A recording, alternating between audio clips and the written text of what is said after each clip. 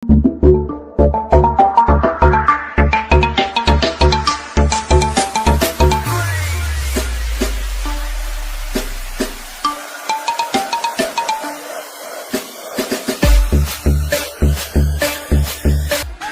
Crush রূপবতী লাগতেছে না তার?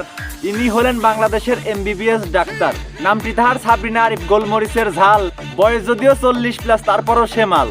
কখনো ডাক্তার, কখনো মডেল, এম্বাসিতেও আসে, কখনো আবার ইন্টারভিউতে মিডিয়ার সামনে বসে। অশ্লীলভাবে চলাফেরা, দেখায় রূপের খেল। তাহার কাছে চশমা পরা মিয়া খলিফাও ফেল।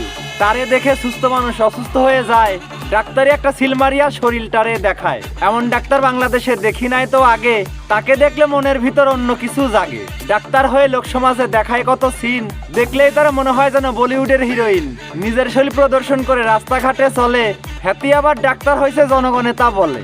2-3টা বিয়ে করেও টিকাতে পারলো না সংসার। জোয়ান ছেলেরা চেম্বার আসলে স্বামীর আর কি দরকার। সুদর্শন পুরুষ চেম্বারে পেলে মন তো মানে না। কত মানুষকে ঘায়ল করছে সে নিজেও জানে না। চামড়া টেনে মেকআপ মেরে সেজে থাকে বেশ। এমন কিছু ডাক্তার থাকলে যুব সমাজটা শেষ।